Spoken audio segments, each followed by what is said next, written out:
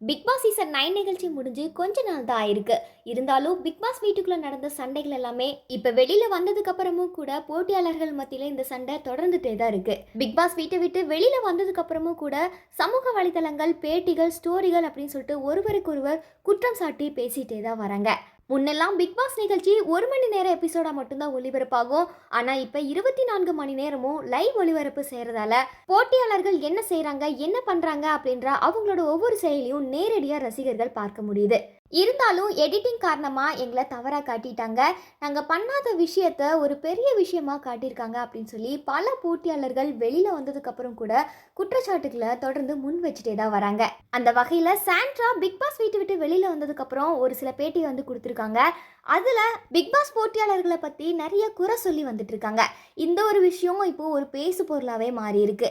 அதாவது big pass வீட்ல ஒரு சில பேர் மட்டும்தான் உண்மையா இருந்தாங்க அப்படின்னு சொல்லி சாண்ட்ரா வந்து பேசியிருக்காங்க. இதை பார்த்த மற்ற போட்டியாளர்கள் செம்ம கடுப்பாயிருக்காங்க. குறிப்பா விக்ரம் மற்றும் சபரி 2 பேரை மட்டும்தான் ரொம்ப நல்லவங்க அப்படின்னு சொல்லி சாண்ட்ரா அடிக்கடி சொல்லிட்டு வந்துட்டு இருக்காங்க. இதை கேட்ட ரம்யா ஜோ செம்ம கடுப்பாயிருக்காங்க. அதனால அவங்களோட இன்ஸ்டாகிராம் பக்கத்துல சாண்ட்ராவுக்கு தக்க பதிலடியும் கொடுத்துருக்காங்க. உங்க பேட்டியில நீங்க விக்ரம் அப்புறம் சபரி 3 பேர் மட்டும்தான் ரொம்ப நல்லவங்கன்னு சொல்றீங்க.